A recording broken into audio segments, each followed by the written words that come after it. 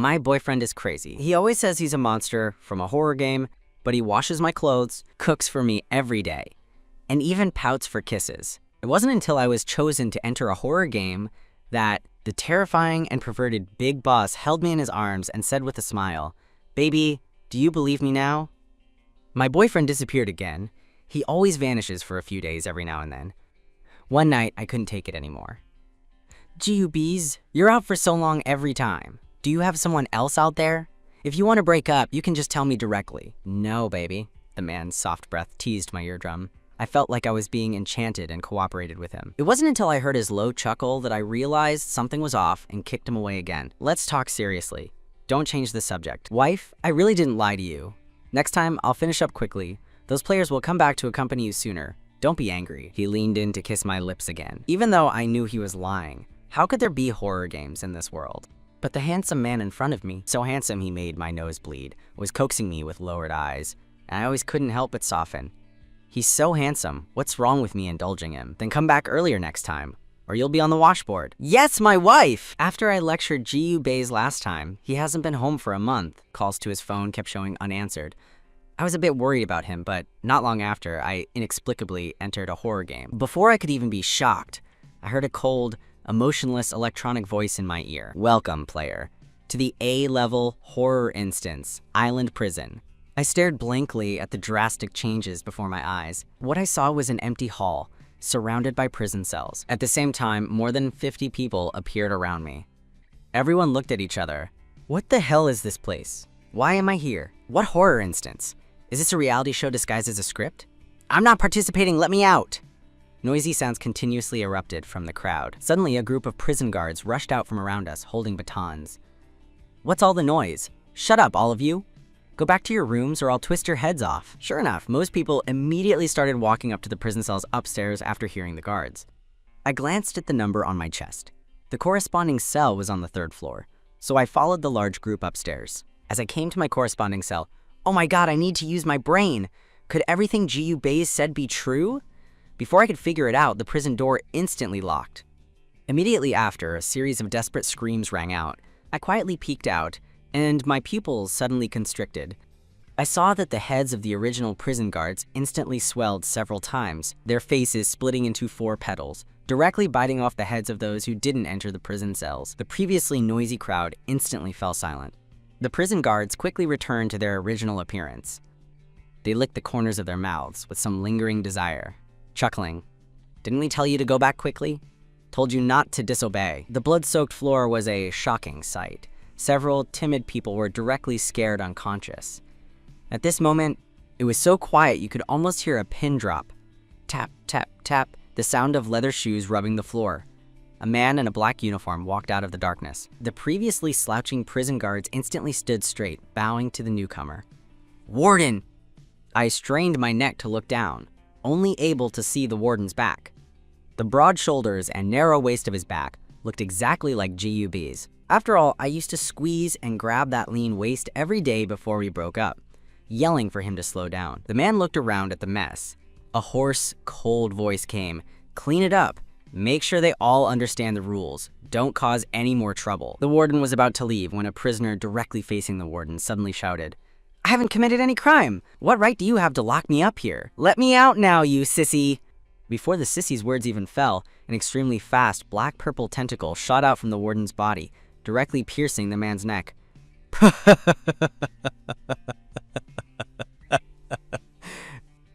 The man clutched his neck, his eyes wide with disbelief. The black-purple tentacle retracted, shaking off the blood onto the floor in disgust. The prison guards shivered in fear and immediately bowed to the man, apologizing. "Warden, these are new prisoners. They don't know the rules yet. Train them well. If there's a next time, you'll be the one to die." The warden's voice was cold and emotionless, his footsteps not pausing at all. He quickly disappeared into the darkness. This made me, who had originally wanted to speak, instantly shut my mouth.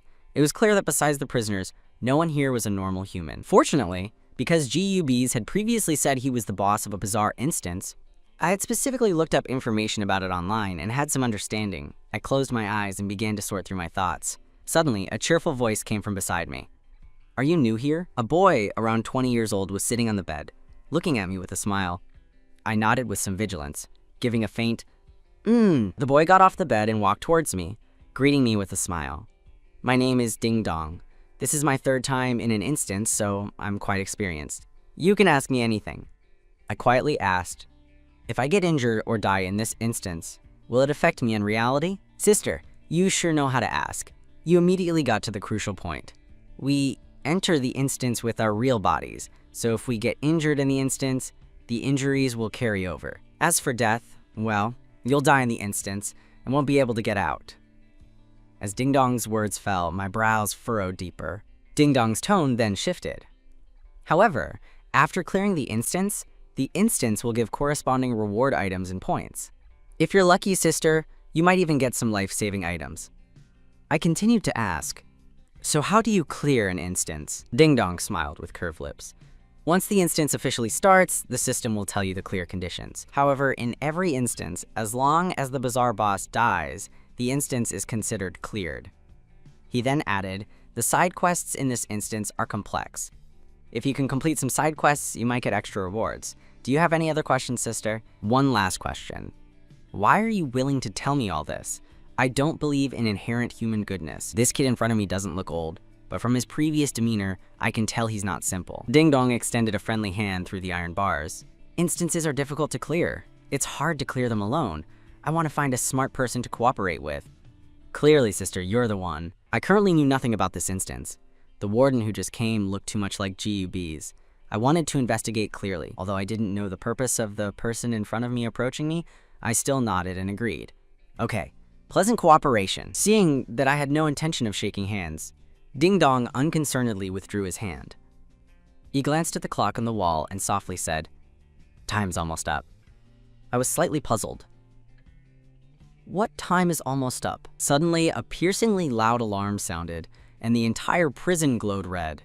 The prison doors that had been locked at the same time all opened. Ding Dong came out and walked in front of me.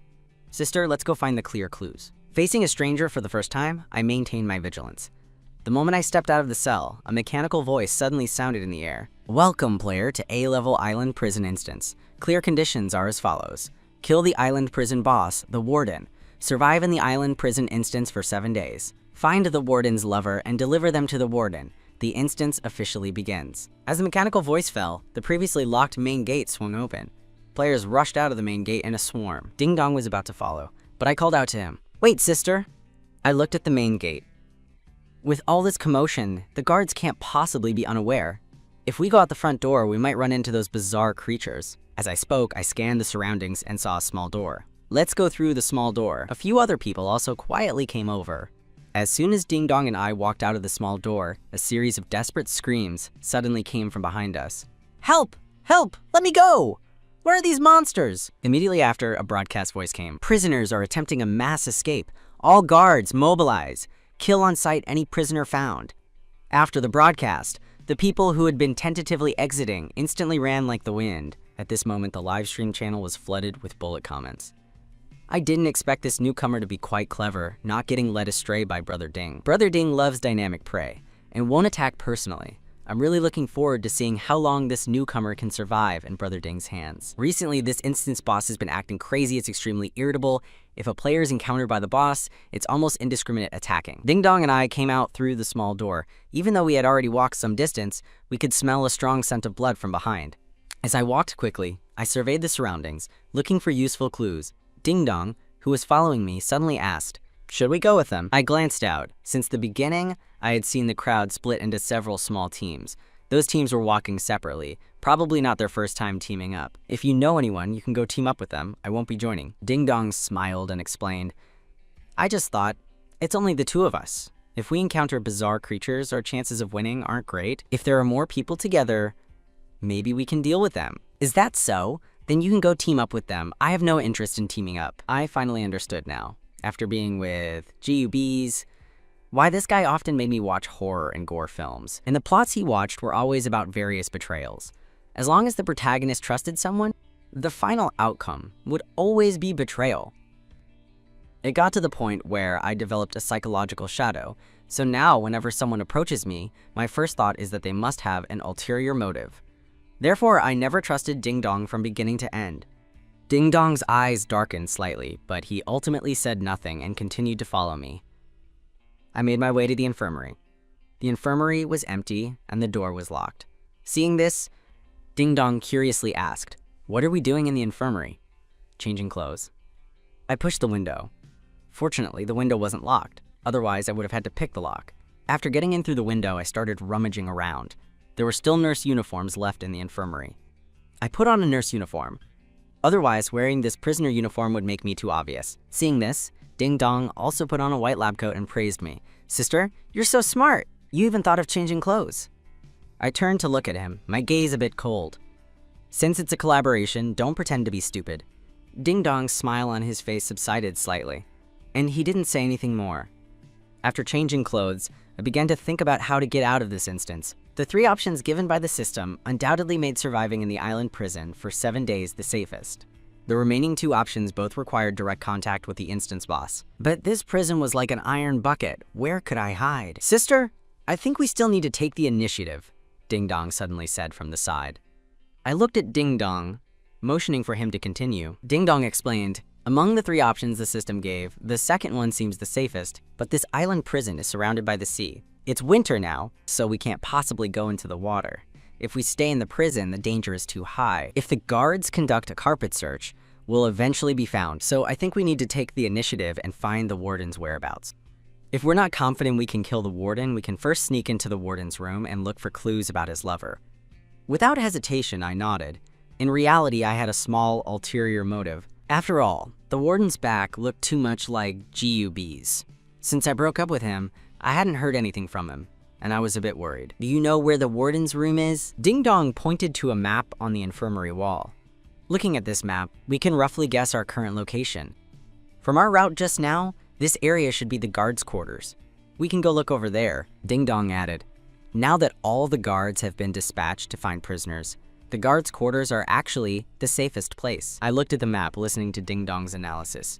Indeed, I couldn't find any flaws. "Okay, then let's head that way first." The bullet comments were already buzzing. "Brother Ding is awesome, he just tricked her into it." Given how irritable the instance boss is right now, that woman will probably be killed as soon as she opens the door. The journey was surprisingly smooth, and what I didn't expect was that Ding Dong actually knew how to pick locks. All the doors leading out of the prison were locked, and Ding Dong opened them all. We followed the path to the guards' dormitory. The dormitory had 3 floors and was eerily quiet inside. Ding Dong looked at me, lowering his voice. "Sister, this dormitory is very big. Should we split up to search? Let's meet back here in half an hour." He pointed in a direction. "I'll go look over there." After Ding Dong left, I walked in the opposite direction. The doors to the guards' dormitory weren't locked and could be opened directly. There was no one in the dorms. I continued up the corridor and came to a double-carved mahogany door. I frowned. This wooden door seemed too out of place. All the previous dormitory doors were plain iron doors. The sudden appearance of such an exquisite carved wooden door screamed, "Boss's residence," from a mile away. I hesitated at the door, wondering if I should go in. What if I walked right into the instance boss? Thinking about how there was no one in the guards' dormitory just now, I mustered my courage and reached for the doorknob, slowly pushing the door open. I tiptoed in, trying to be as quiet as possible. As soon as my leg stepped in, before I could react, the wooden door slammed shut with a bang. A hoarse voice abruptly sounded. "How dare you trespass into my territory?" Black-purple tentacles instantly wrapped around my waist. I felt my body lighten, then I was pulled by a strong force towards a figure. The person had their back to me, outlining a lean silhouette. Tentacles spread out from behind him, looking a bit menacing. The man slowly walked out from behind a table, his tone full of rampant killing intent. "I'll give you 5 seconds for a final word." As he spoke, the tentacles climbed up my waist and wrapped around my neck, ready to strangle me at any moment. I was forced to crane my neck, feeling the tentacles on my neck tighten little by little, but all I could think of was Gu Bei's. "Damn it, I'm about to die, and my mind is still on this scumbag. Gu Bei's, where the hell did you go?" As soon as I shouted, the big boss, who had been pretending to be profound, stumbled on his feet and fell to his knees with a thud. I was utterly bewildered. Was he faking it? I didn't do anything. The tentacles around my neck instantly loosened a bit, seeming to even carry a hint of flattery. There! They even rubbed against his neck. The boss's way of meeting people was too bizarre. The black-purple tentacles set me down. The man on his knees stealthily stood up, looking at me with a bewildered expression. But it was too dark in the room, and I couldn't clearly see the face of the person in front of me. I could only tentatively call out, "G.U. Bays?" The tentacles on his body seemed startled and instantly retracted. His originally hoarse voice rose quite a bit. "Wife, I'm not G.U. Bays." As soon as he said that, the scene fell into a deathly silence. I was shocked. So G.U. Bays hadn't lied to me. He really was the boss of a horror instance. "Turn on the lights in the room for me." G.U. Bays hesitated, fidgeting. I don't look good right now, you know? I'm afraid of the dark." The tentacles behind G.U. Bays immediately nimbly turned on the lights. The room instantly lit up, but my eyes were covered by a cold hand, allowing only a sliver of light to pass through. After a few seconds, the hand slowly moved away. I blinked and looked forward, meeting G.U. Bays' gaze directly. He wasn't much different from usual, except his complexion was exceptionally pale, adding a touch of femininity to his already handsome face. No wonder someone initially called him effeminate. Facing my direct gaze, G.U. Bays' eyes darted away, and he stumbled over his words.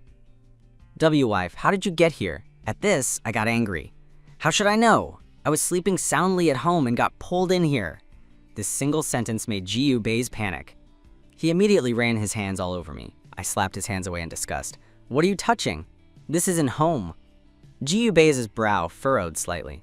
He reached out and pulled me closer, his face grim. "Wife, only two types of people can enter a horror instance. One is close to death, and the other is a great evil. Although you're usually carefree, you're not a great evil. So that means you're about to die in the real world." "What?" I was horrified. "Did you leave the gas on at home?" My mouth twitched. "I don't cook. When you're not home, I always order takeout." The tentacles behind G.U. Bays furtively extended and rubbed my face. "No wonder your skin isn't in such good condition. Next time, I'll make more for you before I go to work and put it in the fridge for you to heat up. Don't always eat takeout."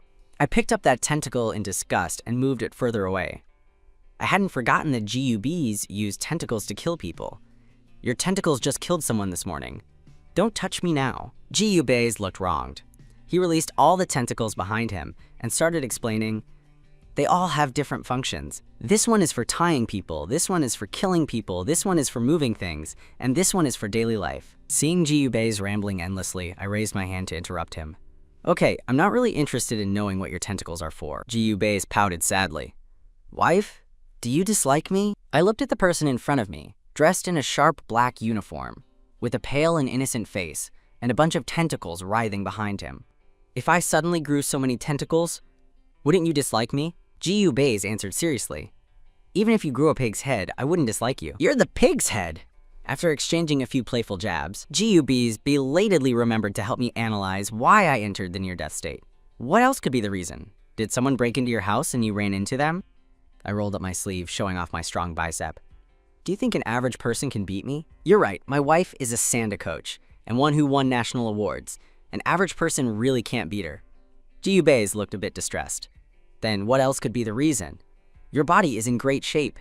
You can't just suddenly get a disease, right?" Seeing that he couldn't figure it out, he waved his hand at me. "Maybe it's a family benefit. Don't worry about it so much." G.U. Bays was speechless. Then he took my hand and walked into the adjacent bedroom. The decor here was particularly Western and vintage. "As long as you stay in the instance for 7 days, you can get out. It's especially safe here with me, so you can rest assured and stay." When he mentioned the instance, I suddenly remembered the clear conditions. One of them was to find the warden's lover. It was clear that G.U. Bays was the warden. My eyes narrowed slightly as I looked at him. G.U. Bays looked a bit flustered by my gaze and stammered. What's wrong?" He touched his face as he spoke. "Is there something on my face?" I stared directly into his eyes. "The clear conditions are to stay here for 7 days, or kill the warden, or find the warden's lover." G.U. Bays. You didn't add another instance to your collection, did you? G.U. Bays instantly panicked. He reached out and grabbed me, his gloomy face full of grievance. "Wife, you're wronging me. I've only had you from beginning to end." "Then what's with this clear condition?" G.U. Bays' brow furrowed slightly. He couldn't understand what was going on either. He raised his hand and swore, "Wife, I've always been faithful. I would never have anything to do with any other woman." As soon as his words fell, there was a knock on the bedroom door, and a charming, sweet female voice said, "Warden, I'm here. Are you so enthusiastic today?" Meeting me in the bedroom is so shy." The room instantly fell silent. Ji-yu Baze quickly explained, "He's not a woman." I sneered. "Right, not a woman, but a female bizarre creature." Ji-yu Baze shook his head like a rattle.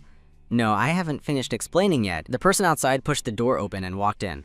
It was a bizarre creature with long hair, beautiful to the point of being demonic. He was also wearing a black uniform.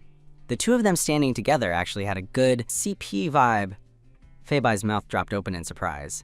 "Ah, there's another little sister here. Did I disturb you two?" Ji-yu Baze's face darkened. "Didn't you know before you came in?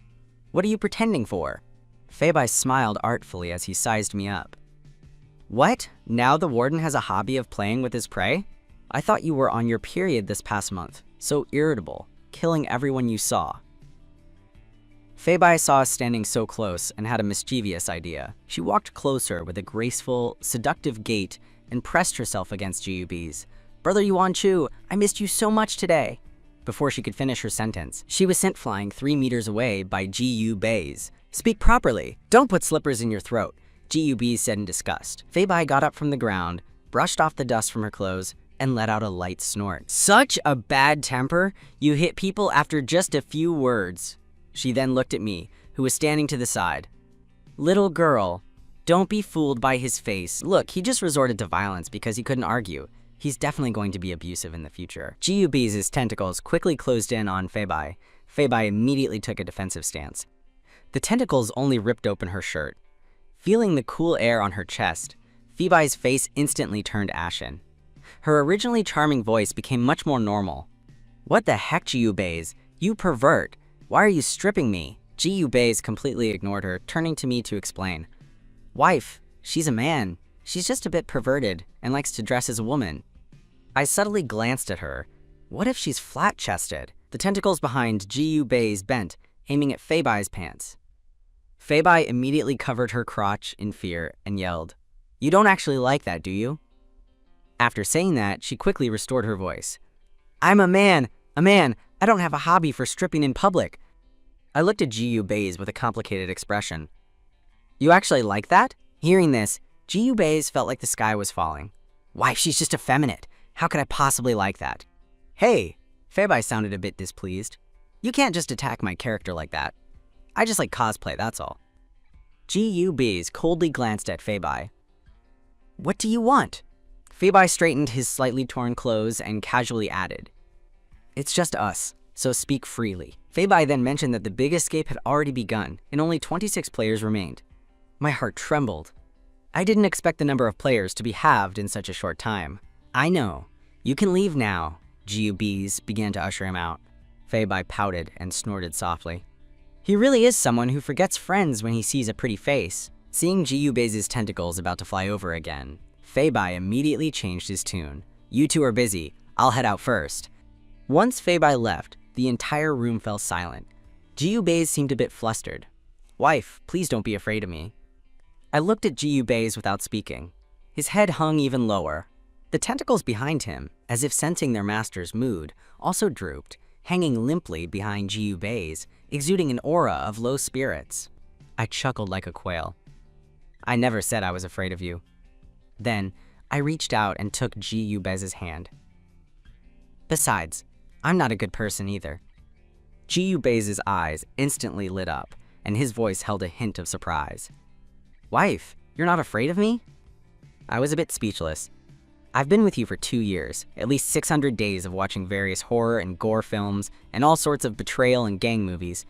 Right now, you look quite handsome to me. After all, the creatures in those gory horror films were all quite gruesome. Weren't you planning this when you made me watch all those? As if struck in the heart, Ji-yu Baze gave an awkward laugh. Isn't it just in case? As we were talking, a system voice suddenly sounded in my mind. Congratulations! Mission completed. Find the warden's lover and deliver them to the warden.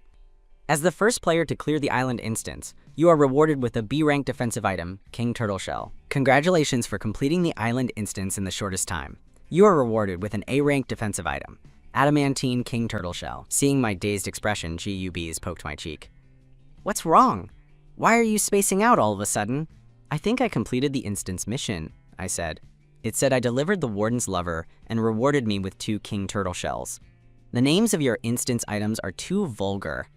Hearing this, GUBs instantly perked up, his back straightening. I knew it! My only lover is you! So, the third task was just for me to walk in front of GUBs. I had only been in this instance for a few hours, yet I had cleared it so easily. And he hadn't even done anything. Looking at the person in front of me, who was acting all sweet and clever, I pursed my lips and chuckled. I walked to the edge of the bed and sat down, casually asking, I've already completed the mission. Can I leave the instance now? GUBs sat down beside me and shook his head. I don't know. No one has ever cleared it this quickly before. There are usually 2 ways to clear a horror instance. One is to kill the instance boss, and the other is to survive for the allotted time. Both are for all players to clear. The instance boss usually only starts slaughtering players after the 3rd day. So, players usually need at least 3 days to leave the instance. Since this is your first day, I'm not sure.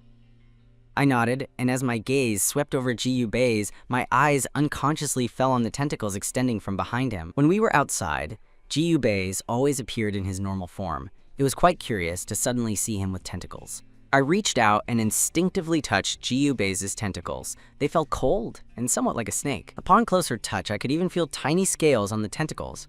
As I continued to touch them, the scales on the tentacles ruffled slightly, feeling a bit rough to the touch. Looking at where the tentacles grew, I traced my hand down them. GUBs flinched and stood up, his overly pale face now flushed with a hint of red. He stammered, Wife, we're still outside, we can't be impatient. He looked at my expression and immediately added, If you really want to, I'll go take a shower first. I was speechless for a moment. This guy seemed to be thinking something inappropriate for children. Seeing him about to run into the bathroom, I grabbed the tentacles behind him. Unexpectedly, the tentacles wiggled even more happily in my palm. What's wrong? GUBs turned to look at me, then thought for a moment and asked, Are you impatient? GUBs' face flushed even deeper.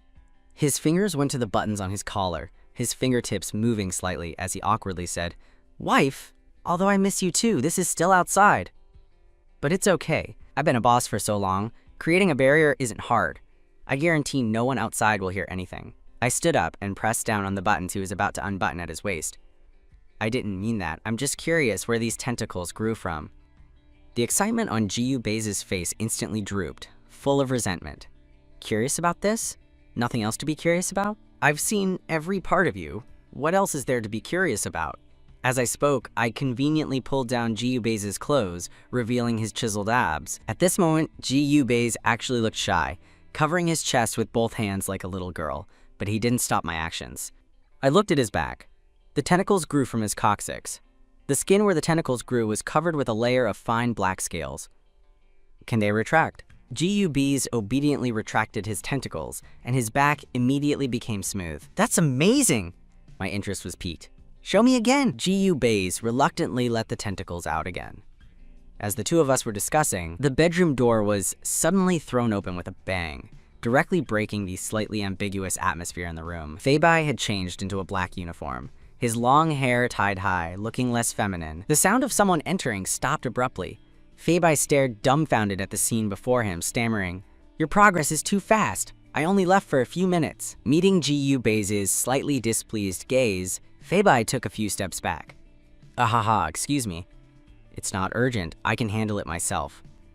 GUBs leisurely put his clothes back on. What happened? Fabai's eyes darted around, not daring to look at GUBs directly. Someone came in this direction. They have S-rank items. I'm afraid they're coming for you. GUBs chuckled, a hint of disdain in his cold voice. People these days really don't know their place, Fabai explained. This group isn't simple. The leader is quite smart. They've already reached your office and will probably be heading this way soon. GUBs curved his lips. Good, I'll deal with them all at once when they arrive. They're just a few nobodies. Why are you so panicked? Fabai looked at GUBs' confident demeanor and gestured towards me. I'm afraid they'll come in and see the one next to you. He's not blind. He noticed it when he first came in. GUBs has feelings for this girl. Usually in the instance, he always keeps a straight face and acts aloof, but when he's with this girl, his dog-like fawning behavior is simply unbearable. I almost thought GUBs was possessed. GUBs took a small step forward, shielding me. His tone suddenly turned icy. They wouldn't dare do anything to you, but what about him? He's a player. mingling intimately with you, an instance boss. If others see him, he'll be in danger. Ji Yubei's touched his face. I'll protect Jiajia. Fei Bai's mouth twitched. Let me tell you, this isn't for showing off your affection. It's for you to hide the person well. Ji Yubei's retorted, Jiajia is my wife. What's there to hide? Fei Bai was speechless. Love-struck idiots are truly terrifying. He usually seems so smart, but why does his IQ drop to that of a 10-year-old when he encounters a woman? I tugged at Ji Yubei's. I think he has a point. The man's expression softened, and he nodded in agreement. Wife is always right. Fei Bai got annoyed. You can't be this double standard, can you? Just as he was about to complain, his gaze met Ji Yubei's. The words he wanted to say instantly got swallowed back. Fine, I can't beat you, so I'll go check first. If they really intend to force their way in, be prepared. After Fei Bai gave the warning, he nimbly left. Meanwhile, Ding Dong had been waiting in the dormitory hall for 20 minutes, with no sign of Shen Jiajia. He glanced in the direction I had left, a malicious smile playing on his lips. This little girl looks pretty good, but it's a pity she's short-lived. Less than half an hour later, a small team of people ran over. The leader, Brother Ding, called out, now that all the bizarre creatures have gone to catch players, it's temporarily safe here. Zhao Jingming glanced beside him and asked, where's the woman who was with you? Ding Dong chuckled casually. She probably died. Don't worry about her. As he spoke, he pointed to the area he had just searched. This way up to the second floor is the office area. Since that woman hasn't come back by now, she probably ran into the boss. Our temporary activity area will be here. Zhao Jingning glanced at his watch and nodded. It'll be dawn in 2 hours. The bizarre creatures will be back in 2 hours. Although bizarre creatures enter hibernation during the day, they'll wake up if disturbed. We need to find clues as soon as possible. A group of people nodded and followed Ding Dong upstairs. Inside the room, I looked at Ji Yubei's, who was sitting beside me, and suggested, how about you let me go out? Ji Yubei's expression turned serious. No, it's too dangerous outside. What if you get hurt? I can't always be a hothouse flower under your protection, can I? Ji Yubei's fell silent.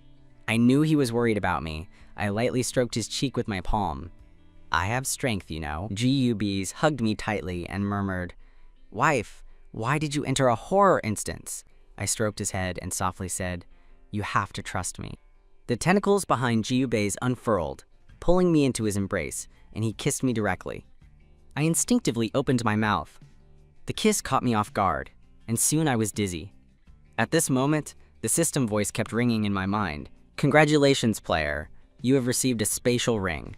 Congratulations, player. You have received an SS-rank defensive item, Heart of Protection. Congratulations, player. You have received an S-rank offensive item, Shadow Blade Wings. Ji Yubei's pulled out a pile of items and stuffed them onto me. These are all things I've collected from instances before. Take them all, they might be useful. This felt like being a pay-to-win player. No wonder Fei Bai said someone brought S-rank items earlier. Ji Yubei's wasn't panicking at all. He had even more items in his hands. You're giving all these to me? What about you? I'm the instance boss. I'm super powerful. Ji Yubei's hugged me, his voice full of reluctance. Wife, the bizarre creatures aren't scary. What's scary is the human heart. In the instance, never trust anyone. I nodded.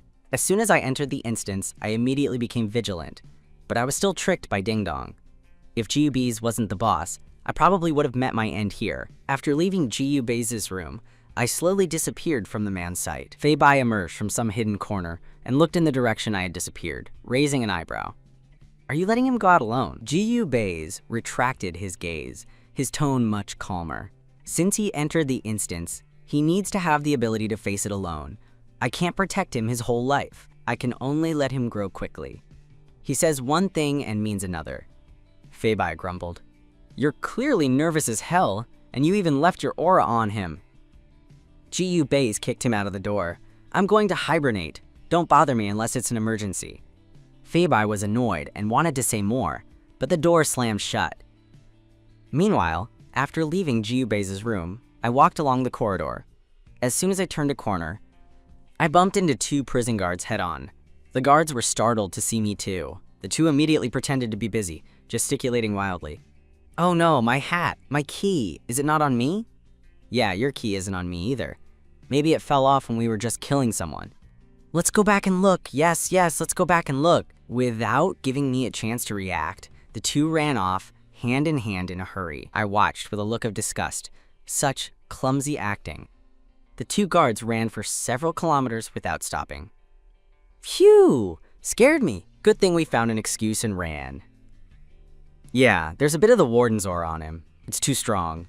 It's like having a note saying, "This woman is mine," plastered on her forehead. Good thing, good thing.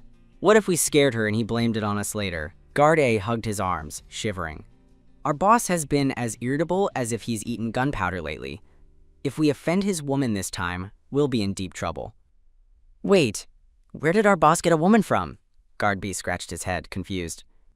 That woman seems to be a player, too.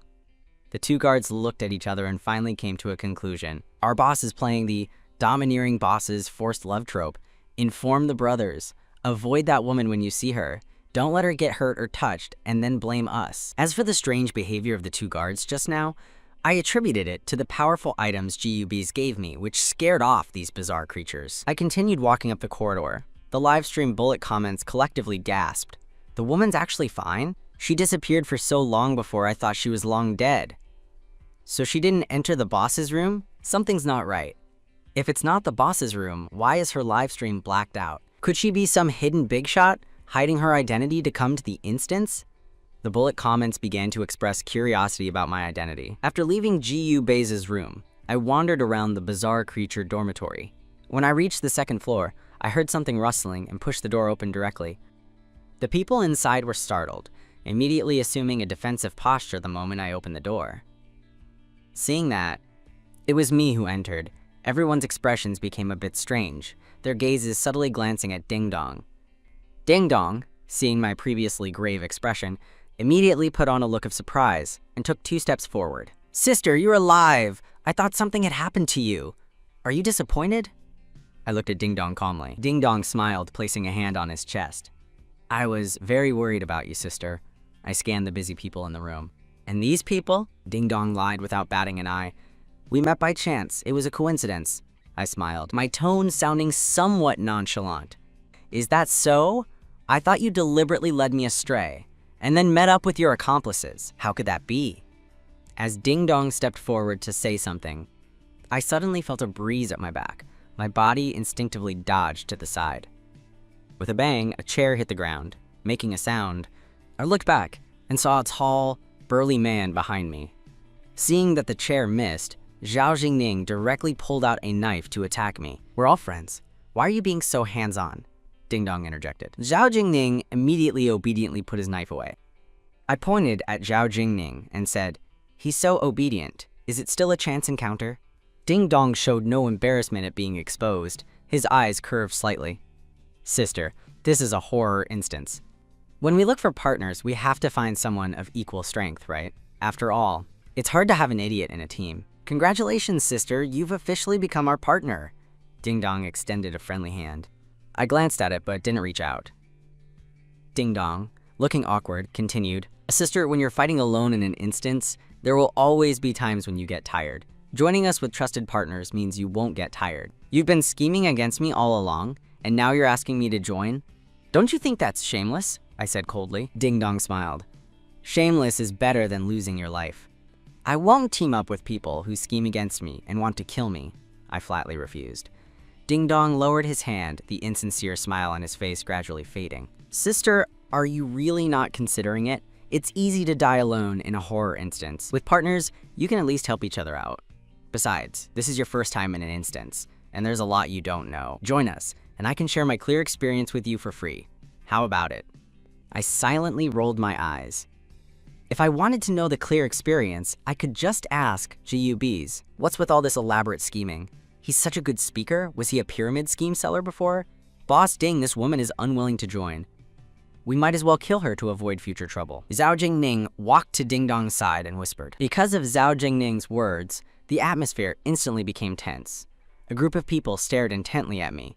Before they could make a move, a voice suddenly came from behind. They should be in the office upstairs.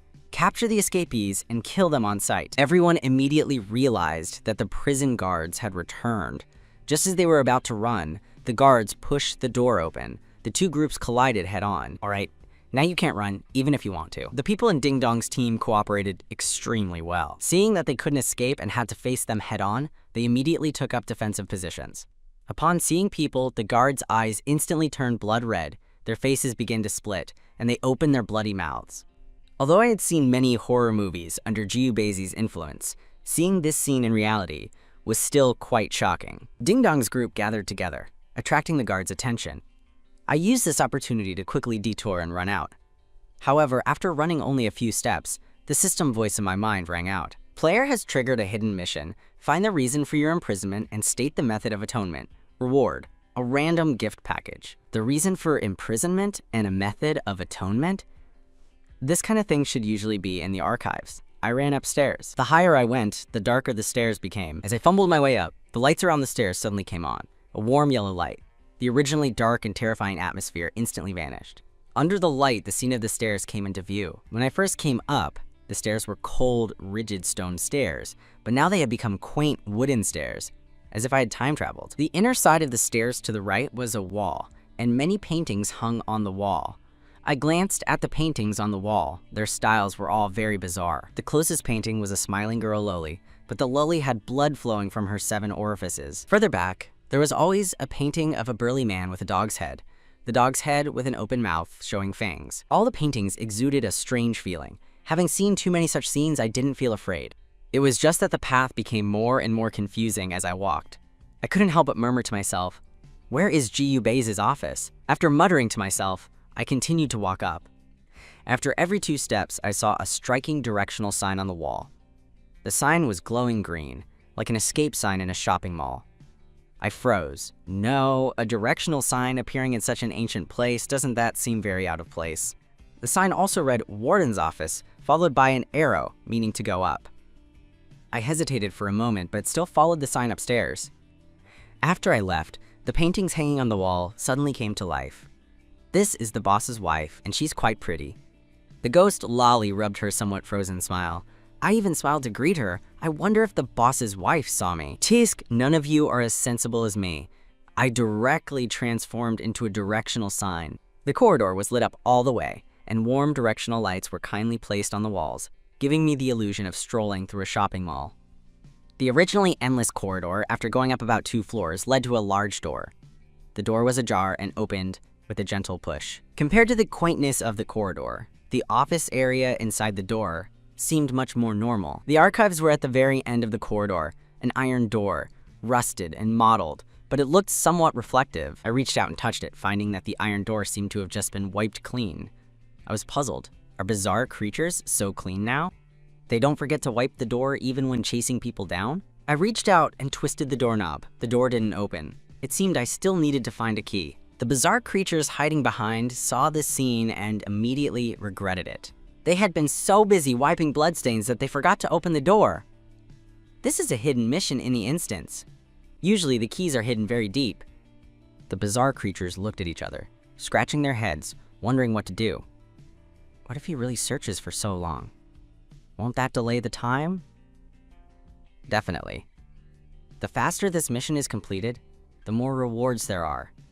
What if our boss finds out that we wasted his wife's time? What if he beats us up?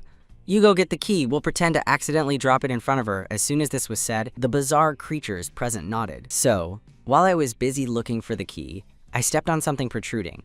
I looked down, and it was a key. I bent down and picked up the key, my mouth twitching uncontrollably. A key I just stepped on. Could it just happen to be the key to the archives? I took the key back to the archives, inserted it, and with a click, it really opened. It felt like playing a game with cheats. I opened the door to a pitch-black archive room. Just as I was about to grope for the light switch, the lights in the room suddenly came on. The archive room was full of iron shelves, stacked with wrapped archive bags. They were sorted by imprisonment date. I walked towards the 2026 section and randomly searched. After flipping through a few, I really found an archive bag with my name on it. I immediately tore open the archive bag and began to read. When I saw what was written on the conditions, my eyes widened, and I even felt like laughing out of anger. Reason for imprisonment: breaking up with a pure-hearted young man, leading to his melancholy. This reason must have been written by Jiyubei's this scumbag. Pure-hearted young man? How shameless. The crucial part was that I also had to state a method of atonement. As I was thinking, a line of text appeared on the paper. Say the method of atonement aloud. After it is recognized, the reward will be directly issued. This question was too familiar to me. It was written by GUBs. I looked at the content on the paper and hesitated for a moment, then tentatively called out, "Then I'll get back together with GUBs." A line of text quickly appeared on the paper. "Not firm enough. I'll get back together with GUBs immediately. Not loud enough." I raised my voice a little. "I'll get back together with GUBs immediately. Not enough. Needs more sincerity." I gritted my teeth. "That's enough. How dare you yell at me?" I was speechless for a moment. This was a piece of paper with a temper. Fine, I won't get back together. I'm not doing this hidden mission. As I said that, I was about to shove the paper back. Suddenly, the paper immediately showed, "Congratulations, player. You have completed the hidden mission." As the text appeared on the paper, the system voice in my mind also rang out. "Congratulations, player. You are the first to complete the hidden mission. Reward, S-rank offensive item, laser great sword." The name was as tacky as ever. After completing the mission, I left the archives. I looked around and found that there was no one in the rooms here. Everything was fully stocked. I found an office and sat down to rest for a while. I casually flipped through some things and surprisingly found a few books. My Domineering Bizarre Lover, 108 Ways to Cook Humans, and He Chased, He Ran. Chasing Until the Overdue Period. This book really has personality. I don't know how long I had been reading when a sudden commotion came from outside. I immediately became alert and hid behind the table. Someone was coming. At this moment, the distant voices gradually approached, sounding like two groups arguing fiercely. "You stop right there! Aren't you going to explain what just happened?" A rough male voice sounded, followed by Ding Dong's familiar voice.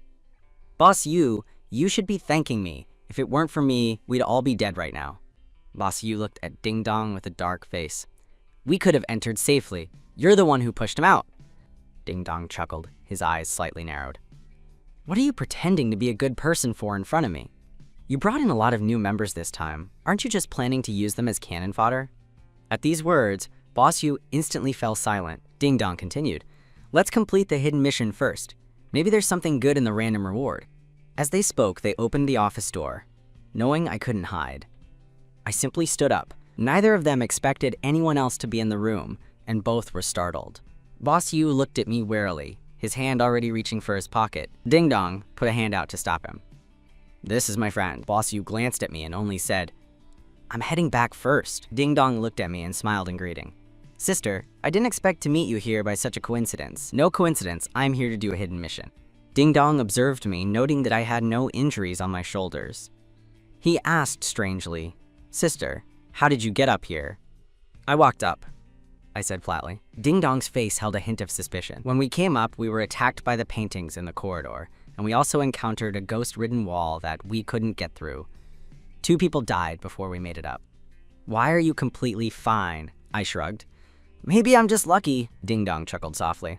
"I don't believe anyone can be that lucky," I shrugged. "If you don't believe me, there's nothing I can do. Or are you trying to kill me again?" Ding Dong immediately put on a smiling face and waved his hand. No, those things before were just my subordinates being ignorant. Sister is so powerful, how could I possibly be your enemy?" I didn't want to beat around the bush with Ding Dong. People like him seemed easy to talk to, always leaving themselves an escape route, but they were the most difficult to deal with.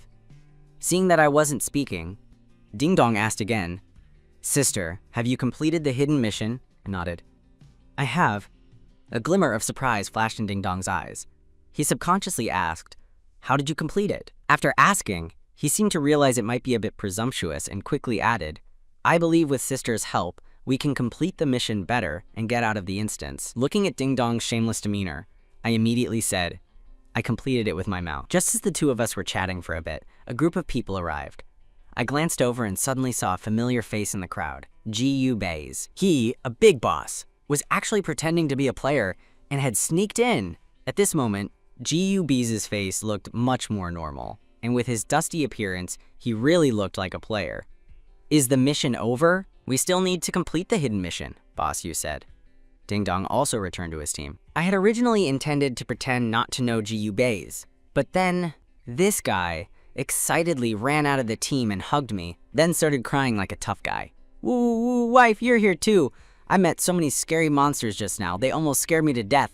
G.U. Bays, with reddened eyes, played the image of a delicate, cowardly man to perfection. My mouth couldn't help but twitch. This man really could act. Now it was clear.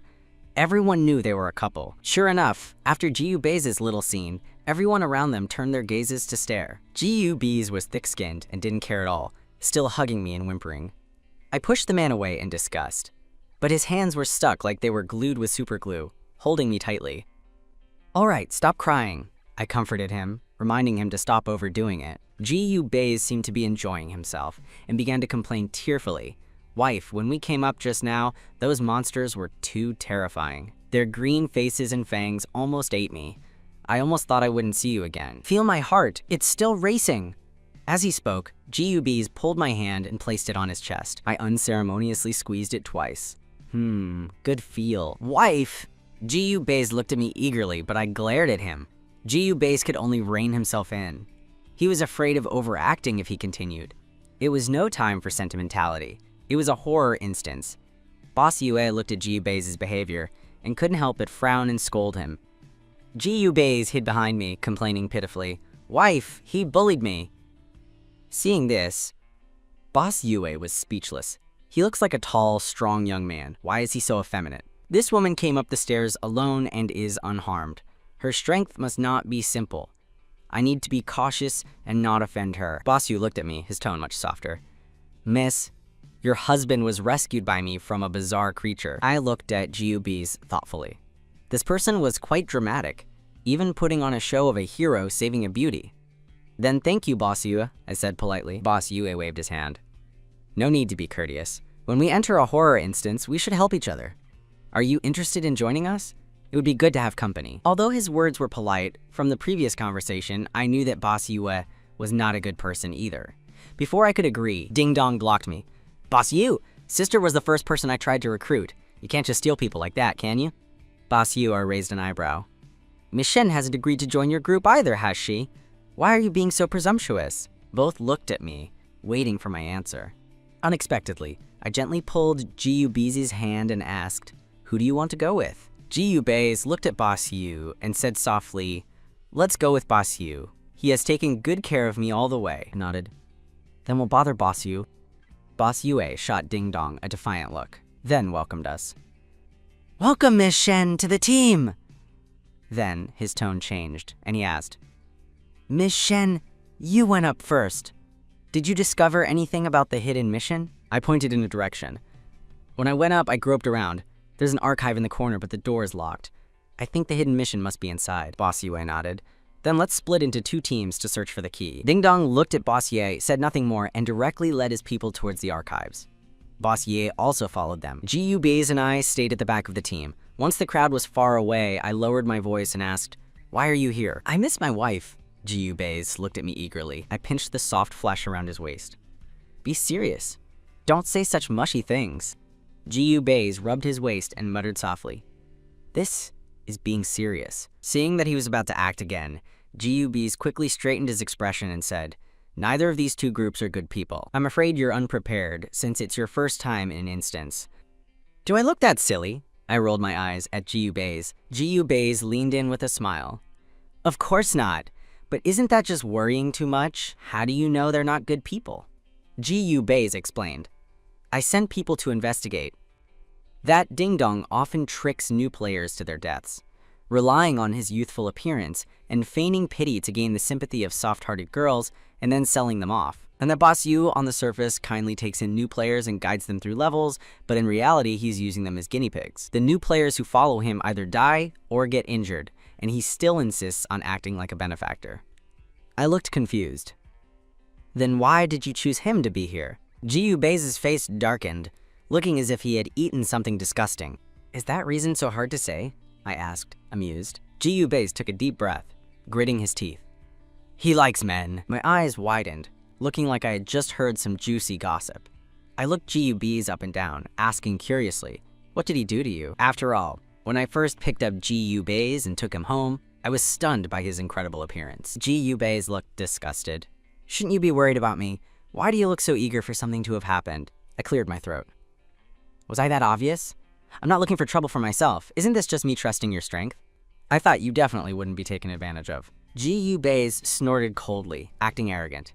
"If he dared to take advantage of me, he'd already be a corpse." "Then how did you know he likes men?" Ji-Yu replied with a serious face. He hinted to me that as long as I was willing to be with him, I could safely leave the instance. I bit my lip, almost laughing out loud. No wonder Jiubei's was so overtly affectionate just now. He was clearly afraid that Boss Yu would take a liking to him. At this moment, the bizarre creatures hidden in the dark, seeing their boss's cheap behavior, fell silent. This feels so embarrassing. Can I unilaterally cut my racial ties with the boss? The boss I remember should be cold, aloof, expressionless, and a mass murderer, right? This cheap behavior? Is he possessed? Lord Feibai said that love makes people foolish. He was talking about bosses like him.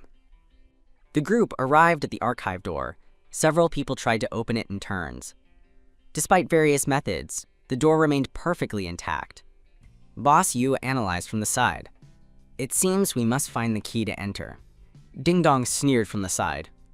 Only an idiot wouldn't come to that conclusion. Boss Yue was about to get angry, but someone beside him stopped him. Now is not the time for internal disputes. We need to find the key. Random rewards are the most surprising. With good luck, you might even get S-rank items, which are better than the rewards for clearing the instance. Neither party would give in, so they simply took their respective teams and started searching. Boss Yu led a group of people upstairs. As soon as they reached the 3rd floor, they felt a chilling wind. Boss Yu took out a flashlight and shone it down the corridor. What they encountered was a scene of blood everywhere. Red walls connected to the ground were covered in bloodstains. There were now 2 paths before them, left and right.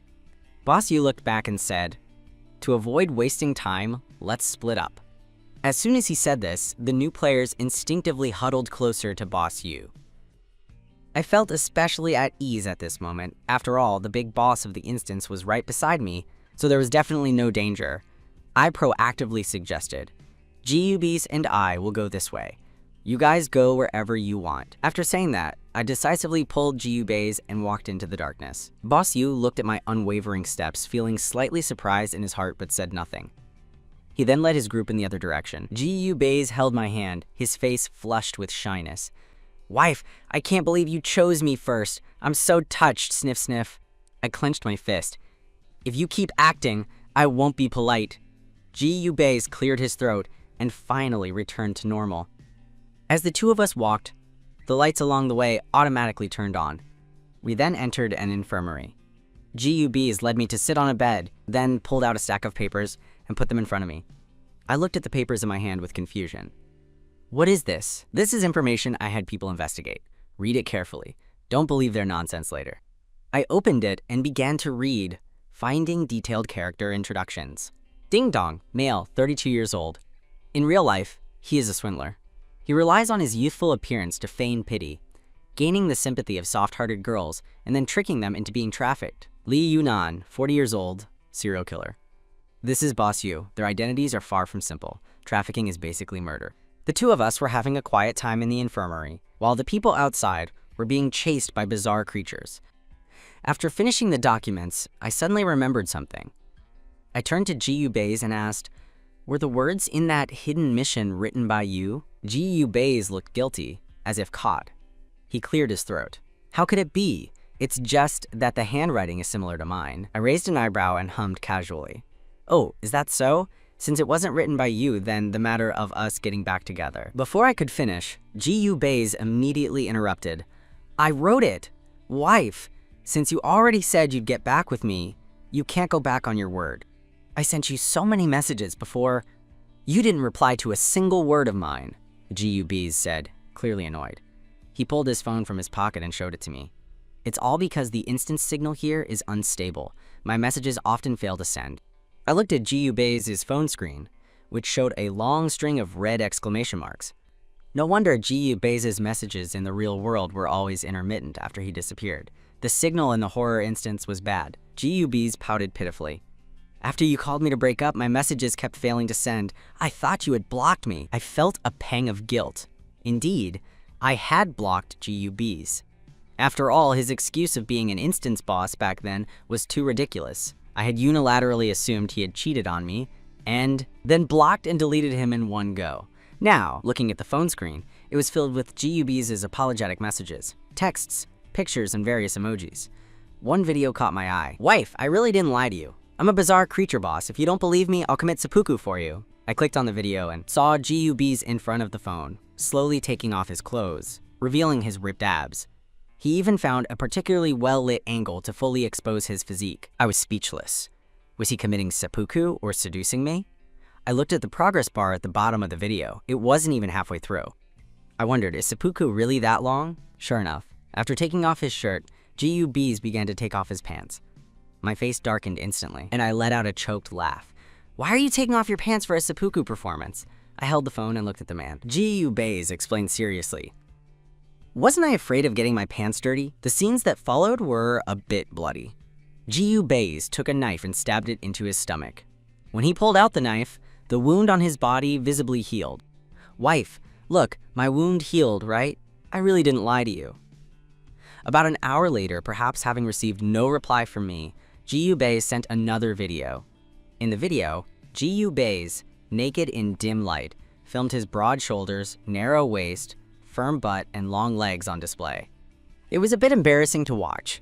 Although I had seen everything there was to see regarding GUBs, the person in the video still looked a bit different from him in reality. Then, a black aura suddenly appeared on his back, followed by countless tentacles sprouting from his back, like something out of a sci-fi movie. It was a bit cool. GUBs was clearly quite satisfied with the video he recorded. Wife, isn't it cool? I looked at him, feeling a bit speechless. How many times did you record this video?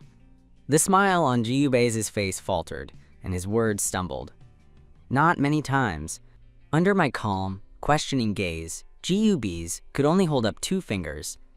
I raised an eyebrow. Twice? GUBs whispered. 20 times? My brain instantly collapsed. This person really had patience. Recording a video like this 20 times?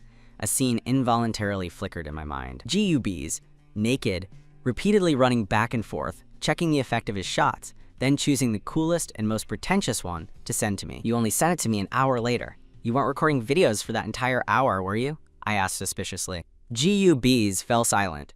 I didn't know whether to laugh or cry. Sure enough, that was exactly it. Then GUBs asked, Wife, did you receive these messages? I put on an indifferent expression and said, I blocked you. I didn't receive them. GUBs' tentacles immediately shot out from behind him. What? You blocked me? Wife, listen to my explanation. I didn't intentionally miss your birthday. GUBs' mouth was like a string of firecrackers, rapid words bursting out.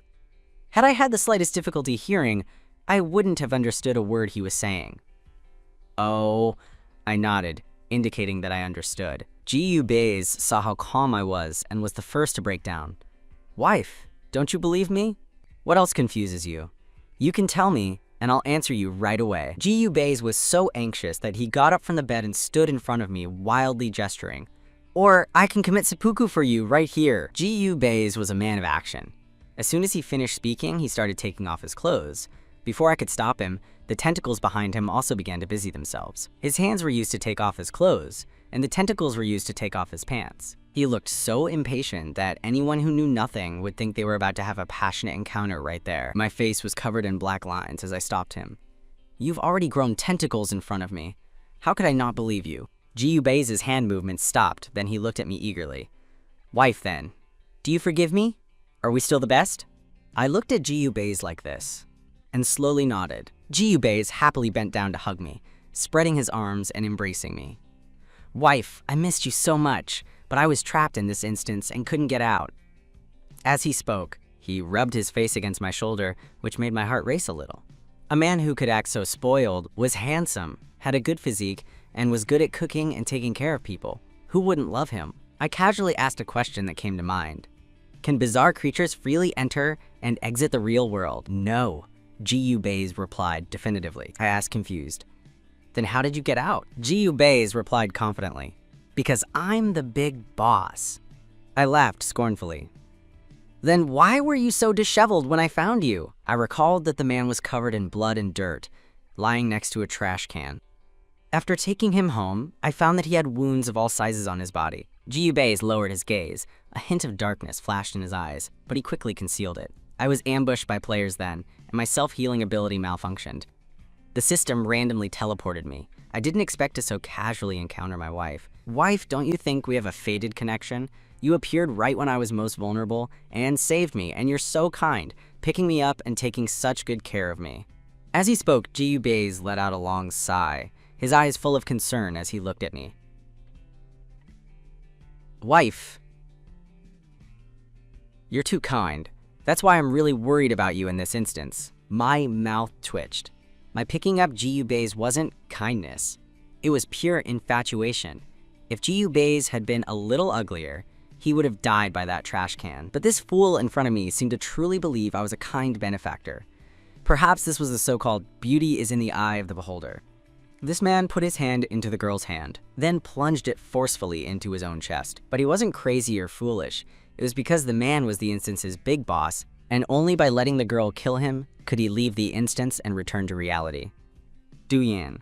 This is a horror game with a 10,000% death rate. Just now, Ji Baze and I reunited with everyone and arrived on the 4th floor. In stark contrast to the desolation of the 3rd floor, we could hear discussions from the 4th floor right from the staircase. The sounds were incessant, mostly curses. This place was actually a huge prison, but it housed bizarre creatures, not people. All the way, there were various bizarre creatures locked up, their faces contorted, constantly hitting the iron bars, screaming and begging for someone to let them out. I pulled Ji Baze next to me and whispered, "What did they do to get locked up here?" Ji Baze scanned the area and said, "They're just acting." I was speechless. I didn't expect bizarre creatures to cosplay. All the way along this path was full of prisons.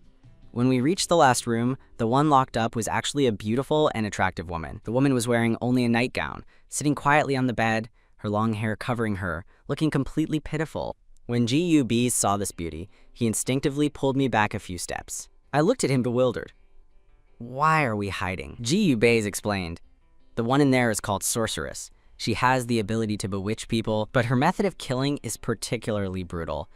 She likes to dig out hearts with her own hands. Let's stay a bit far away so we don't get splattered with blood." The scene he described was clearly very bloody, but Ji Baze said it so lightly. I raised an eyebrow. "You're describing it so graphically. Shouldn't you tell me not to look, in case I get scared?" Ji Baze said calmly, "You need to get used to such scenes." Under the sorceress's bewitchment, Boss Yu went and opened the door. The moment he opened the door, Boss Yu seemed to regain his senses and immediately backed away. But it was already too late. A strange smile appeared on the sorceress's face. Her long, originally loose hair floated in the air and rapidly coiled towards Boss Yu. Boss Yu didn't hesitate for a second.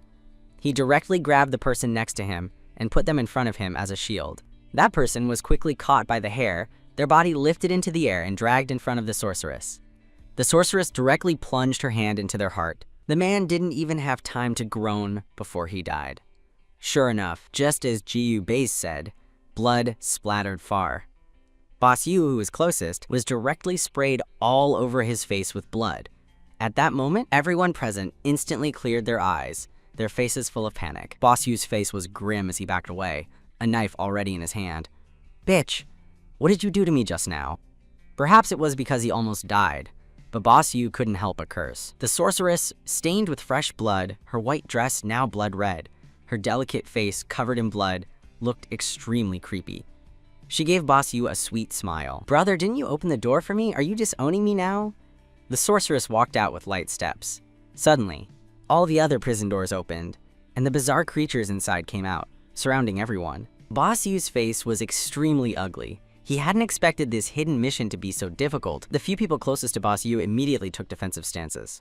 "Boss, what do we do?" Boss Yu looked at the constantly approaching bizarre creatures, gritted his teeth and replied, "We're breaking out by force." The people following Boss Yu were all veterans at entering and exiting instances. They all had life-saving items, naturally different from those new players who were just waiting for death. When the bizarre creatures approached them, they immediately began to attack. At first, Boss Yu and his group fought with ease, but as time passed, they felt increasingly fatigued. "As long as you're willing to leave one person here to be my bandit boss's husband, I'll let you all go." "How about it?" the sorceress said from the side, adding fuel to the fire. Boss Yu agreed without hesitation. After saying that, he pointed at Ji Baze. "You stay." After all, in the team at that moment, Ji Baze seemed the most useless. Ji Baze, who had been hiding in the corner watching the show, truly experienced troubles coming to your door while you're sitting at home. His smiling eyes looked at the sorceress. The sorceress's expression was slightly rigid. She had tried to rob someone, and it turned out to be her own direct superior. The sorceress refused, almost without thinking. No, he's too ugly. Before she could say the word ugly, she received a piercing glare from Ji Bae's. She awkwardly changed her words. He's too tall, too handsome, too charismatic. My preference is unusual. I like short, ugly, and poor ones. Let's switch. Everyone present was dumbfounded. If it weren't for his power, they would have really cursed him. Seeing that the team was a bit quiet, the sorceress continued. As long as you leave one person, I'll not only let you go, but also give you this key. How about it? Those new players instinctively backed away, knowing that if someone had to be sacrificed this time, it would definitely be them. The sorceress looked around, then pointed casually. It turned out to be the man who was right beside Boss Yu. Old Zhang, let it be him. Old Zhang's face changed. He instinctively looked at Boss Yu. Boss Yu looked at him and lowered his voice. Old Zhang, you go first. When I get the key, you can find a way to escape. Old Zhang had also seen the sorceress killing. Now, with so many bizarre creatures surrounding them, if he stayed, he would surely die. His face turned livid. Boss Yu! We've been through so many instances together. I'm not an idiot. If we run out together, there's still a glimmer of hope. If I stay alone, I'll surely die. Boss Yu's face was also not good. This is for the greater good of the team. I can leave you some items to protect yourself. Old Zhang laughed sardonically, his voice unconsciously rising a few octaves. Lin Yue, don't give me that bullshit here. I've been with you so long, do you think I don't know what kind of person you are? You want me to go to my death? No way. Seeing that Old Zhang refused, the nearby bizarre creatures kept approaching, laughing. It seems you're unwilling to leave someone to keep me company. Then I'll kill you all. Boss Yu clenched his fists. Since you're unwilling to stay, I won't force you. Let's run out together. Old Zhang, seeing Boss Yu give in, nodded. They were still in the instance. There was no need to fight completely here. He had just taken a defensive stance when he suddenly felt a sharp pain in the back of his neck, and everything went black. Old Zhang turned his head, his face full of disbelief. Boss Yue still maintained his facade of a kind old man. I do this for the good of the team. As he spoke, he directly threw the unconscious Old Zhang at the sorceress's feet. The person is yours. Let us go. The sorceress looked at the unconscious man at her feet, her lips smiling happily. Brother, you just give up on your good friend like that? Stop talking nonsense. Where's the key? Boss Yu stared fiercely at the sorceress. The sorceress, however, kept her word and directly threw the key over. Boss Yue breathed a sigh of relief after getting the key. Looking at the dense crowd of bizarre creatures on the staircase, he asked again, What about them? The sorceress glanced in that direction, and the bizarre creatures immediately, with trained precision, returned to their cells, opening a path for them. Boss Yue, seeing this, ran towards the exit without hesitation. The group followed him hastily. Gub's and I were at the end of the group. Before leaving, the sorceress shed her arrogant attitude and stood like a docile girl, even waving at us, making it seem like we were guests. Although we got the key, the team's atmosphere immediately turned somber. Just now, Boss Yu had ruthlessly betrayed his companion, twice. Everyone in the team had seen it clearly. On the third floor, Boss Yu looked at the people a few meters behind him and couldn't help but frown. Why are you all so far from me? I'm doing all this for your own good. Boss Yu continued to find plausible excuses for himself. Among those present, Boss Yu was the most skilled and resourceful, so no one dared to offend him. They could only move a little closer. Boss Yu didn't pay attention to what they were thinking in their hearts. He walked directly to the archives with the key. Let's do the hidden mission first. They arrived at the archives and opened the door. Upon pushing it open, they saw Ding Dong already inside. Ding Dong saw Boss Yu and greeted him with a smile. Boss Yu looked at him and said, You locked the archives door. Are you trying to cause me trouble? Ding Dong chuckled politely. No, not at all. I was protecting myself from the bizarre creatures. If Bashe hadn't found the key, you could have knocked on the door and shouted, and I would have definitely opened it for you. Boss Yu was not in the mood to argue with Ding Dong here. He walked past him and started searching for documents. Ding Dong's gaze landed on me, and he asked with concern, Sister, are you hurt? Ji Bae's very unhappily stood in front of me. None of your business, Ding Dong smiled, completely ignoring Ji Bae's. Sister, why don't you stay with me next time? I'm much better than your useless husband. I restrained Ji Bae's, fearing that his temper would flare up and he would wipe out this entire group. No need for you to bother, I said flatly. Ding Dong's eyes darkened, but the smile that didn't reach his eyes remained on his face. Sister, in an instance, there's no need to be so emotional. As he spoke, Ding Dong took 2 steps forward, completely ignoring Ji Bae's. Sister, the things you get in this instance, when taken to the real world, Each can be worth tens of millions. With money, what kind of man can't you get? Why limit yourself to such a useless person? Ding Dong's light words carried a hint of temptation, trying to erode me little by little. I reached out and pulled Ji Yubei's closer. I'm not short of money, just a man. A flicker of cruelty flashed in Ding Dong's eyes, but he quickly suppressed it. Is that so? It seems I was narrow-minded. You are a person who values affection and loyalty. Let's do the hidden mission first. Ji Yubei's pitifully hugged my waist, imitating Ding Dong's tone. Sister, he even said I'm useless. I didn't know whether to laugh or cry. It was a pity this guy wasn't an actor. He could act anytime, anywhere. I gently patted his back and played along. No matter what you are, I'll protect you. Ji Yubei's looked at Ding Dong with a hint of provocation. Sister is the best! Ding Dong was visibly annoyed. He probably didn't expect me to be so love-struck, still thinking about men in a life-or-death situation. He simply stopped feigning gentleness on his face. You'll regret it in the end. After saying that, he ignored us and returned to his team, starting to complete the hidden mission with his companions. This hidden mission was not difficult. You could complete it as long as you chose some nice words to say. On the other hand, I also took Ji Yubei's and pretended to do the mission. After completing the hidden mission, Boss Yue began to ask the people around him what they had obtained. Those who had followed him for years clearly hid something, speaking very vaguely. Only the new players, without much caution, told all. One new player had incredible luck. He got an A-rank item, an invisibility suit, from the hidden mission.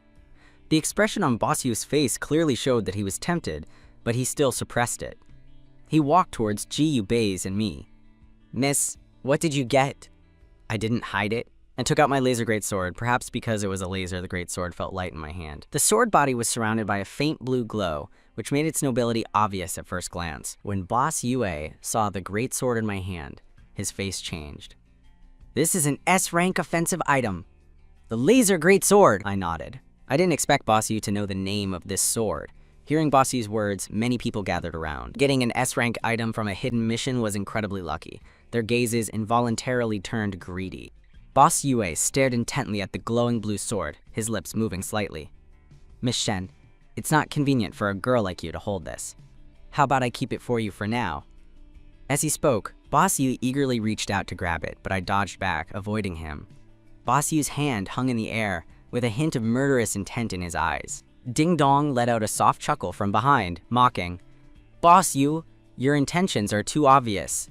You're trying to rob someone's item and still make it sound so righteous? Boss Yue clenched his fist, staring fiercely at Ding Dong. What happens in our team is none of your business. I kindly reminded Boss Yue. Before, we only temporarily joined your team. Now that the hidden mission is over, we can disband. Boss Yu's face was extremely ugly. Miss Shen, we are in a horror instance right now. Companionship is the most important thing. This is not the time to be whimsical. My lips curved into a sneer. On the 4th floor, you pushed Yuan Zhou without hesitation. You didn't treat us as companions at all. Boss Yue withered. That was just a distraction tactic. Didn't he end up being fine?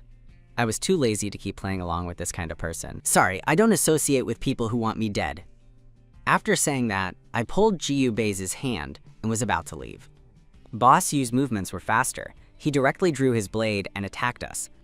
I pushed Ji Yubei's with one hand and used the sword to block Boss Yu's attack with the other. Before Boss Yu could react, I gave him a quick and fierce kick to the stomach.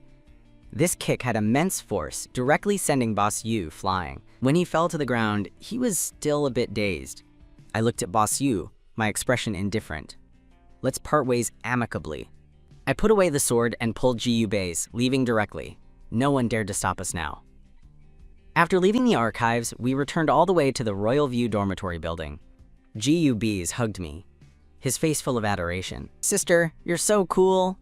I tried to pull my hand away, but Ji Yubei's hugged me too tightly. Act normal, Ji Yubei's pouted. He calls you sister all the time, and you don't object. Why when I say it, you don't like it? I've only ever liked you. The sudden, sincere confession made Ji Yubei's blush. He started to stammer. Hey, why are you suddenly saying all this? I said, exasperated. I was afraid that if I didn't say it, you'd break my arm. Ji Yubei's grip on my arm loosened, and the smile on his face became noticeably wider. He followed me excitedly, his voice lighter. Wife! I quickened my pace. Ji Yubei's quickly caught up. Wife, why are you walking so fast? Are you afraid that Boss Yu and his group will catch up later? Seriously, if an entire group of them attacks, I won't have it easy. Ji Baze chuckled. Don't worry, they'll be busy for a while. I looked at Ji Baze confused. Ji Baze explained. The sorceress loves to play with emotions. Old Zhang will be released. He just experienced a betrayal, so he definitely won't let it go easily. Wife, where do you want to go next? After getting off the dormitory, Ji Baze pointed in a direction and began to introduce. Wife, there's a coastline over here. The sea there is especially beautiful. Especially at sunset. If I remembered correctly, his current identity was a prisoner, right? He was talking as if the two of us were on vacation. We're prisoners in a horror instance, not royalty. I reminded him. Ji Baze muttered, What does it matter? I'll take you out. I don't want to be the most conspicuous player. I stopped Ji Baze from trying to lead me out through a dog hole. Aren't you the big boss of the instance? Can't you make a cooler exit? Ji Baze cleared his throat. This wall extends infinitely. You can't climb it, only crawl through. I refused mercilessly. No. Ji Baze took my hand, and his peach blossom eyes looked at me moistly. I gave in. Okay, let's go out. After saying that, I crawled first. Ji Baze also crouched down, sticking his butt out as he crawled, without a shred of the instance boss's dignity. The two of us crawled through a dog hole, both ending up covered in dirt. Upon leaving the prison, we felt the cold wind blowing from the sea, a bone-chilling cold. Although it was daytime, the sky was already dark and gloomy, as if a storm could break out at any moment.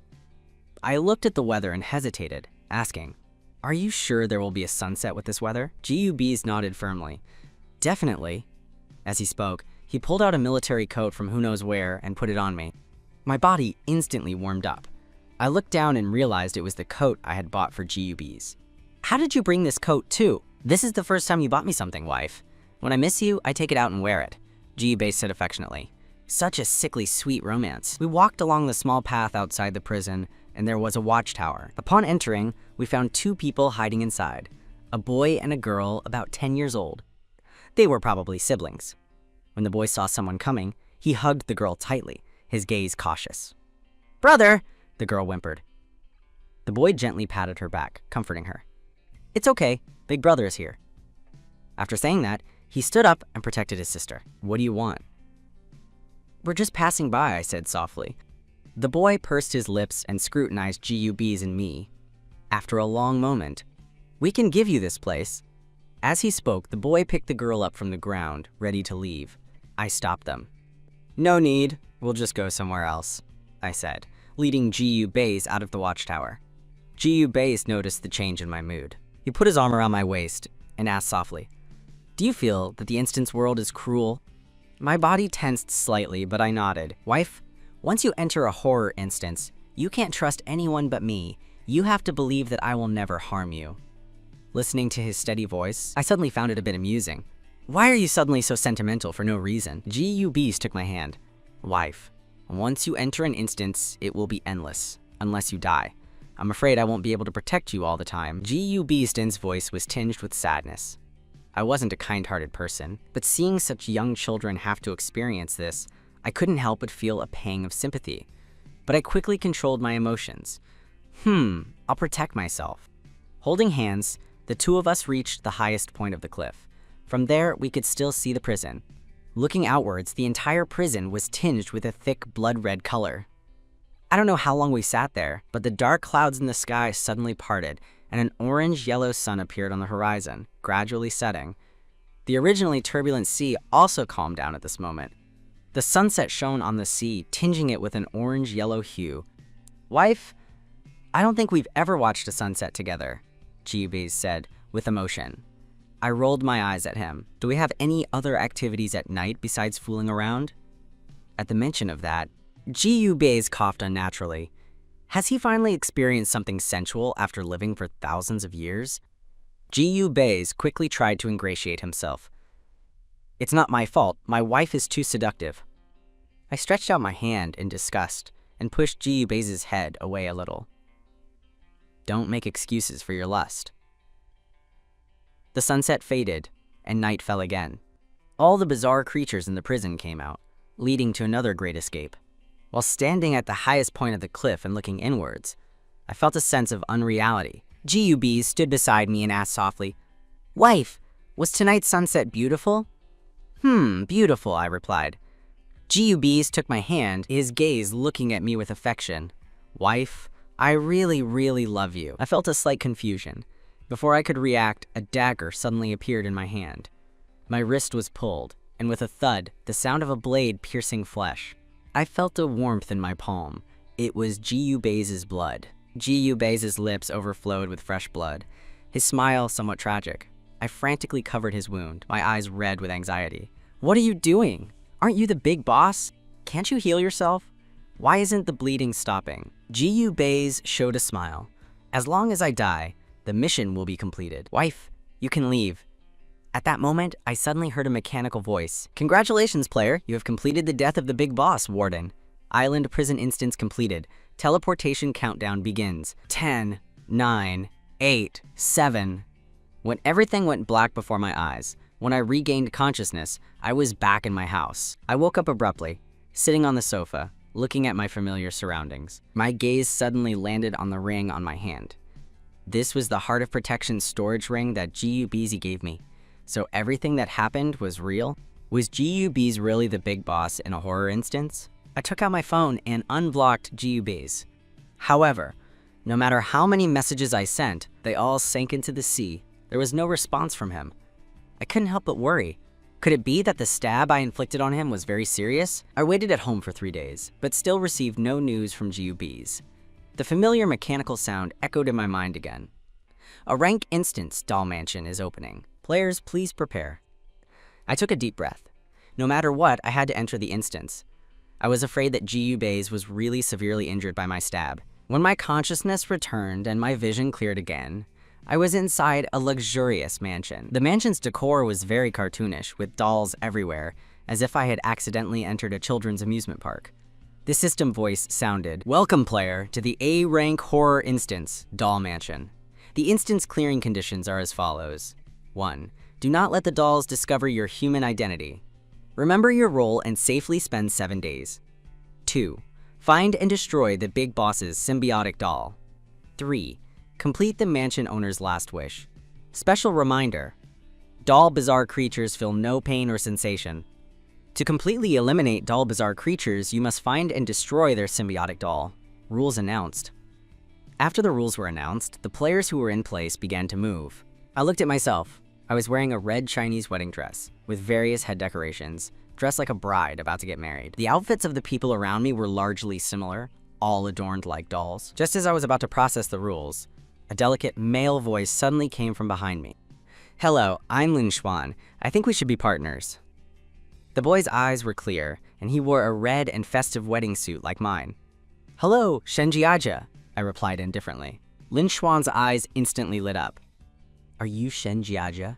The Shenjiaja who killed the big boss the first time she entered an instance? Am I that famous already?" He seemed to realize he was too enthusiastic. Lin Xuan quickly explained. I watched your live stream last time. I saw that you are very powerful. I admire you very much." I nodded faintly, not wanting to make friends in this place. At this moment, I just wanted to find GUBZ and confirm if he was safe. Seeing that I didn't respond, Lin Xuan became a little anxious. "Sister Shen, according to our outfits, we should be partners. For safety, we should stick together." My steps did not falter. Seeing their obviously matching wedding outfits, I compromised a little. They probably looked like wedding dolls. However, if GUBZ saw this outfit, he would probably be incredibly jealous. Lin Xuan leaned in. "Sister Shen, what mission do you plan to complete? We can cooperate on anything." Just then, the system notification sounded. "The mansion owner will return in half an hour. Players, please find your positions. Warning, do not let any bizarre creature discover your identity as a player." After the system announcement ended, the players who were in the courtyard began to run inside. I also guided Lin Xuan inside. Compared to other players, our outfits provided very clear clues. We went directly to the 3rd floor, searching room by room, and finally found a room decorated like a bridal chamber. Although it was a bridal chamber, there were rows of dolls placed on the headboard and on the right side. It was clear that the person in the room had a particular fondness for dolls. All these dolls were life-sized, but their facial expressions were twisted. Some terrified, some desperate, none of them normal. There were also 2 spaces at the head of the bed and 2 circles on the floor, as if specially prepared for them. I guided Lin Xuan to stand there. After Lin Xuan stood there, he asked anxiously, "Sister Shen, what should we do next?" I thought for a moment, extracting useful clues from the mission, and reminded him, "No matter what happens, just stand still and don't move or speak." Lin Xuan nodded obediently, agreeing. Okay. Once the two of us stopped talking, the room instantly fell silent. Along with the creepy doll surrounding us, it felt somewhat unsettling and strange. Lin Xuan couldn't bear the silence anymore and spoke again. "Sister Shen, this is the second time I've entered an instance. I heard them say that the death rate for A-rank instances is very high. Will we die here?" "You won't, if you're obedient." "Sister Shen, why did you come in?" Lin Xuan asked curiously. I interrupted his chattering. "The mansion owner is about to return." "Shut up." About 4 or 5 minutes later, the room door opened from outside. A woman in a princess dress walked in. She was exquisitely dressed and beautiful, skipping and humming a song. She walked around her room, then her gaze suddenly landed on Lin Xuan and me. "Huh? I remember these dolls didn't have these expressions." As she spoke, a strange smile appeared on the woman's face, and her voice murmured, "Could it be they're not my dolls? Are they humans disguised?" The two of us continued to stand still. The woman was not in a hurry. She took out a pair of sharp scissors from a drawer and slowly walked towards us, her face showing excitement. Then, she suddenly plunged the scissors into a nearby doll. The cotton stuffing from the doll's body spilled out. The woman withdrew her hand with some disappointment. "Oh, it really is a doll," as she spoke. She had already walked in front of Lin Xuan and me, pressing the scissors against my stomach with a smile on her face. "Want to know if it's a human disguised? Just one stab and you'll know." At her words, I remained still. The woman had stabbed the doll without hesitation, but when facing me, she said a lot of nonsense, as if expecting me to show some weakness. Seeing that I didn't move, the woman's hand holding the scissors exerted a little more force. I could clearly feel the sharp sensation on my stomach, as if it was about to pierce me. Just as the atmosphere was tense, a man entered from outside. "Luo, Luo, what are you doing?" The man's low, elegant voice came. The woman heard the voice and immediately put away the scissors, her face full of strong disappointment. "I just thought this doll was a bit abnormal," she sighed. The man reprimanded her. "Your wedding is in 3 days. Don't cause trouble." My gaze landed on the man. The man wore a suit. His face had a 70% resemblance to Ji Bei's. Ji Bei's gaze moved in my direction, taking a quick glance before withdrawing his eyes, acting as if he didn't know me. Luo Luo threw the scissors to the ground and walked towards Ji Bei's. "Brother, can I not marry?" "No, this marriage was decided a long time ago." Ji Bei's refused flatly, his expression still cold. "You should rest well at home these 3 days and don't go out." Hearing this, Luo Luo's tears instantly fell. She reached out and grabbed Ji Bei's sleeve, her expression miserable. "Brother, I don't want to marry him. I only like you. Let's go together, leave this place. That way, we can always be together." Ji Bei's withdrew his sleeve, frowning at her. "We are siblings." A hint of madness appeared in Luo Luo's eyes. "So what? We've grown up relying on each other. Brother, I'm the most important woman in your life. We should be together forever." Ji Bei's took a step back, his voice growing colder. "You're tired. Rest." After saying that, he turned to leave. Luo Luo immediately chased after him, trying to hug her brother. Ji Bei seemed to sense it and dodged to the side. Luo Luo fell awkwardly to the ground, sobbing uncontrollably. Ji Bei's steps did not falter at all. He just left with one sentence. "Don't think about what you shouldn't." Then he strode out of the room. I was shocked. Wow, this information is a bit excessive.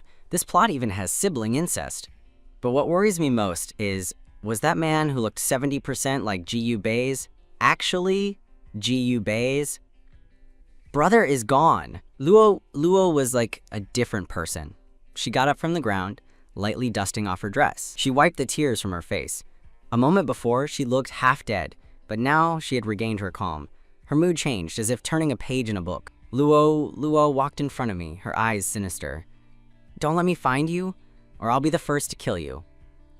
After saying that, she also left the room. The low pressure in the room instantly dissipated. Lin Xuan let out a heavy sigh. His voice was tinged with a sob, trembling as he said, "Sister Shen, I was so scared just now. I thought she was gonna kill us." "You were amazing, you didn't even move an inch." I moved my body slightly. There are rules in the instance. Even the bizarre creatures have to follow them. "Sister Shen, what should we do now?" Lin Xuan asked. At this moment, I just wanted to confirm if that man was Ji Bei's. First, let's look for the bizarre creature's symbiotic doll. And by the way, see what the mansion owner's last wish is. Lin Xuan agreed, not asking any more questions. The two of us slowly moved towards the door. Hearing no sound outside, I gently turned the doorknob. The corridor outside was empty. We had opened several rooms before the mansion owner returned, so we knew where the master bedroom was. The man who looked like GUBs should be in the master bedroom. I looked at Lin Xuan beside me. I didn't think he needed to risk himself with me, after all. I was acting for selfish reasons to find GUBs. I'm going to look for someone, and it might be dangerous. Find a place to hide for now. Lin Xuan didn't make it difficult and immediately agreed. I continued walking towards the master bedroom. When I reached the door, I had the defensive items I had obtained from the previous instance in my hand. Even if the person inside wasn't GUBs, I could protect myself.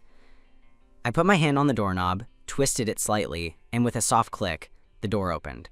There was no movement inside. I boldly walked in. Soon, I heard a sound of distress from inside, which sounded very painful.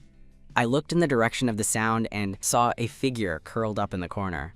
He was hugging his knees, his head buried between his legs, and his body occasionally twitched, as if he was about to mutate. I hesitated for a moment, but still moved forward.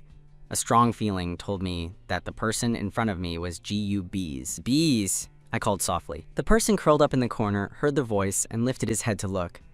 Even in the darkness, I could clearly see the man's eyes, red as if dripping blood. Almost instantly, GUBs stood up from the ground and lunged at me, his expression in pain. Who is it? I'm Shin Jejia, I said. My gaze met GUBs' head on. Jejia? GUBs questioned. A hint of danger flashed in his red and strange pupils. You're human! I looked at his face. Compared to GUBs, his cheeks had less flesh, which made him look a little more somber. Could he not be GUBs, just someone who looks similar? Thinking this, I reached out and put my hand on his abs. The man clearly didn't expect a human to be so bold. At such a critical moment, I was still bold enough to touch his abs. The familiar texture and sensation of his abdominals, it was undoubtedly GUBs. I had touched them too many times. I could recognize them with dozens of touches. Feeling the touch on his abdomen, the person beneath me even pinched it.